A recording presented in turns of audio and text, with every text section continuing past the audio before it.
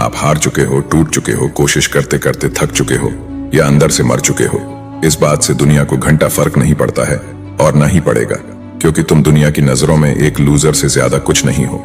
ना तो कोई जानता है ना पहचानता है, लेकिन जब दुनिया तुम्हारे लिए तालियां बजाएगी तो वो इसलिए कि तुम वापस खड़े होकर अपनी सफलता का झंडा फहराओगे।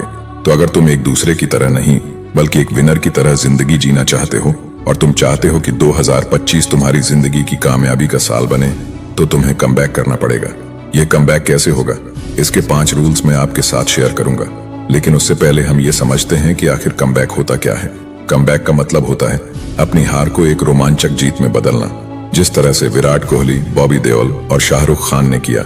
उन्होंने अपने डूबते करियर को एक नई उड़ान दी और यह साबित कर दिया कि अगर कोई इंसान कुछ करने की ठान ले तो फिर उसे दुनिया की कोई ताकत नहीं रोक सकती है।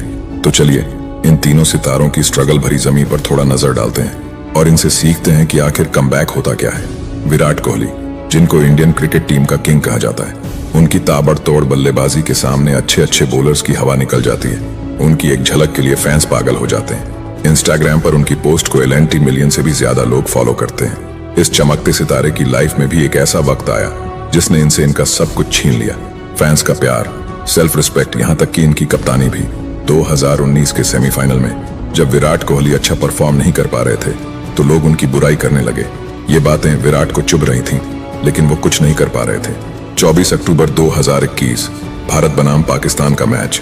भारत और पाकिस्तान की टीमें T20 वर्ल्ड कप खेलने दुबई आई हुई थीं।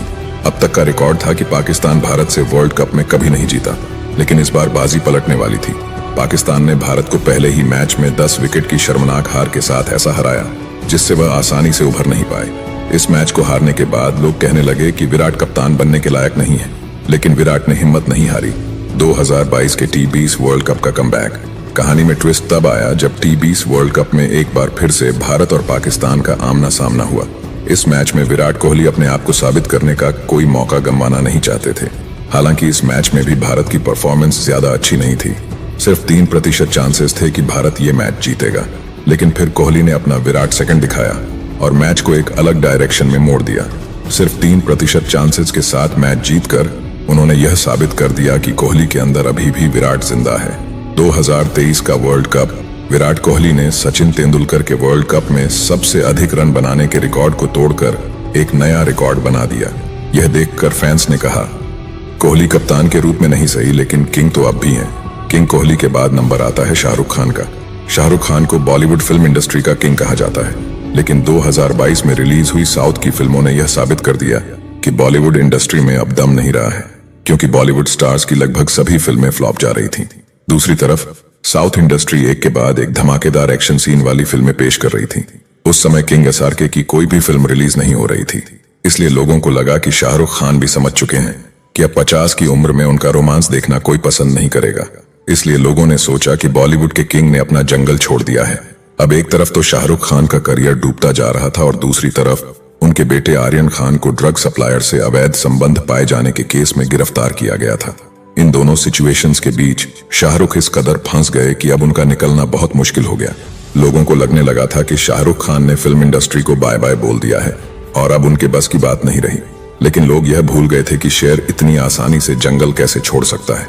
किंग खान बॉलीवुड इंडस्ट्री में वापसी करने के लिए अपने पंजे मजबूत कर रहे थे। फिर 25 जनवरी 2023 को रिलीज हुई पठान ने यह साबित कर दिया कि किंग खान अभी जिंदा है। इस मूवी ने कई रिकॉर्ड तोड़े और कई नए रिकॉर्ड बनाए, लेकिन शाहरुख खान अभी भी उस सुनामी को तैयार कर रहे थे जिसका लोगों को अंदाजा भी नहीं था। फिर 7 सितंबर 2023 को रिलीज हुई जवान ने थिएटर में तहलका मचा दिया। शाहरुख खान के कमबैक को देखकर फैंस के दिल में फिर से उनके लिए जगह बन गई। जवान ने वर्ल्ड वाइड 1140 करोड़ का कलेक्शन करके उनकी पुरानी फिल्म पठान का रिकॉर्ड तोड़ दिया। फिर से यह साबित हो गया कि बॉलीवुड इंडस्ट्री में किंग खान अभी जिंदा है। नंबर 3, बॉबी देओल। बॉबी देओल ने बॉलीवुड फिल्म इंडस्ट्री में 1995 में कदम रखा। उनकी पहली फिल्म बरसात रिलीज हुई और इसी फिल्म की शूटिंग के दौरान उन्होंने अपना पैर दबा लिया था, लेकिन उनकी यह फिल्म सुपरहिट रही। इसके बाद उन्होंने कई और फिल्मों में काम किया, जैसे सोल्जर, प्यार हो गया, अब तुम्हारे हवाले वतन साथियों। ये सभी फिल्में ब्लॉकबस्टर रहीं। फिर बॉबी देओल की लाइफ में ऐसा मोड़ आया जिसने उनकी जिंदगी को एक अलग दिशा में ले गया, क्योंकि एक समय के बाद उनकी हर फिल्म फ्लॉप होने लगी। 1999 में आई लगी और 2002 में आई क्रांति के बाद चोर मचाए शोर और 2004 में आई बर्दाश्त जैसी फिल्में लगातार फ्लॉप होती रहीं। इस वजह से बॉबी देओल को किसी भी फिल्म में काम मिलना बहुत मुश्किल हो गया था। लोगों ने मान लिया था कि यह अभिनेता जिस भी चीज को हाथ लगाएगा उसे बर्बाद करके छोड़ेगा। उनका डूबता करियर साफ दिखाई दे रहा था, लेकिन इस बंदे ने हार नहीं मानी और सन 2018 में आई रेस 3 ने उनके करियर को डूबने से बचा लिया, क्योंकि यह फिल्म सुपरहिट रही थी। फिर 2019 में आई हाउसफुल 4 ने उनके करियर को एक नई दिशा दी, लेकिन अभी तक बॉबी देओल को वह मुकाम हासिल नहीं हुआ था जिसके वह लायक थे। फिर 3 से 4 सालों तक लगातार खुद को इम्प्रूव करने के बाद उनकी एक नई फिल्म में एंट्री होती है जिसका नाम है एनिमल। जैसे ही इस फिल्म का ट्रेलर रिलीज हुआ, बॉबी देओल की शानदार एंट्री ने फैंस का दिल जीत लिया। अब लोगों को इस फिल्म के रिलीज होने का बेसब्री से इंतजार था। आखिरकार वह दिन आ ही गया जब फिल्म रिलीज होने वाली थी। तारीख थी 1 दिसंबर 2023। जैसे ही फिल्म थिएटर में लगी, बॉबी देओल की धमाकेदार एंट्री ने थिएटर में तहलका मचा दिया। वह सिर्फ 15 मिनट के रोल में 3.5 घंटे की फिल्म में रणबीर कपूर को बराबर टक्कर दे गए और एक बार फिर यह साबित कर दिया कि लॉर्ड बॉबी अब भी खेल में है। इस फिल्म की सक्सेस के बाद बॉबी देओल एक वायरल वीडियो में आंसू पोंछते हुए नजर आए। ये आंसू उनकी संघर्ष भरी सफलता के थे। इस फिल्म के बाद जिस बॉबी देओल को लोग लूजर समझते थे, अब उसी बॉबी देओल को लॉर्ड बॉबी के नाम से बुलाया जाने लगा। एक समय था जब बॉबी देओल फिल्म में काम मांगने के लिए मूवी डायरेक्टर्स से बार बार मिलते थे, और आज खुद डायरेक्टर्स उनके सामने ब्लैंक चेक लेकर खड़े हैं। यह होता है असली कमबैक। इन तीनों सितारों ने ऐसा कमबैक किया कि लोग देखकर हिल गए। उन्होंने अपने डूबते करियर को फिर से ऊंचाइयों पर पहुंचा दिया और यह साबित कर दिया कि अगर इंसान कुछ बड़ा करने की ठान ले तो उसे दुनिया की कोई ताकत नहीं रोक सकती। अगर आप भी 2025 में ऐसा ही कमबैक करना चाहते हो जिसे देखकर लोगों के होश उड़ जाएं, तो अब मैं आपको 5 रूल्स बताने वाला हूं। इन्हें अपनाकर आप भी 2025 को अपना कमबैक ईयर बना सकते हो।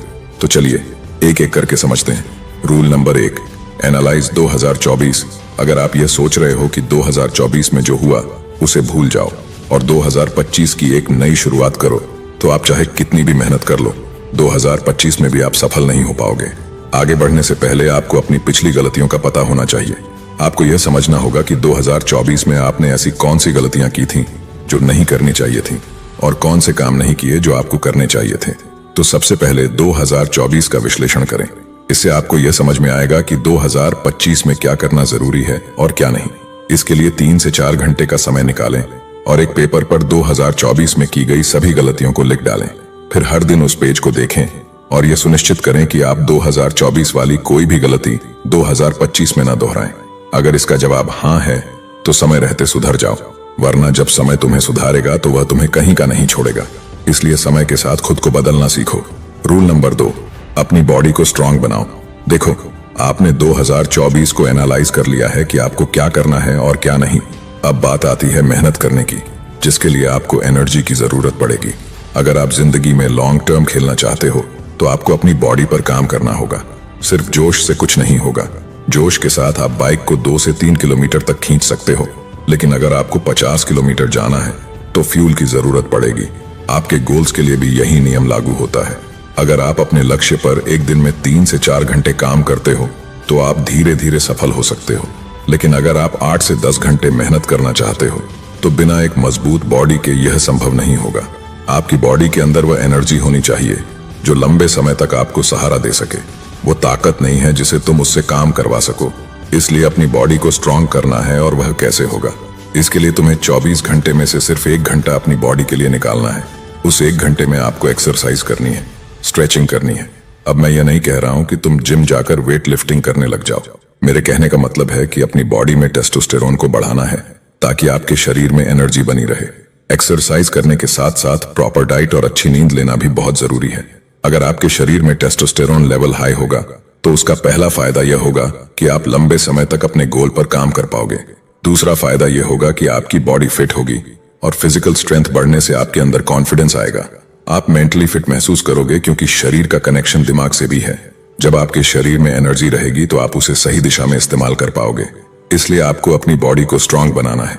रूल नंबर 3, प्लानिंग से काम करो। जब हमें किसी अनजानी जगह पर जाना होता है तो सबसे पहले हम उस जगह का माइंड मैप तैयार करते हैं।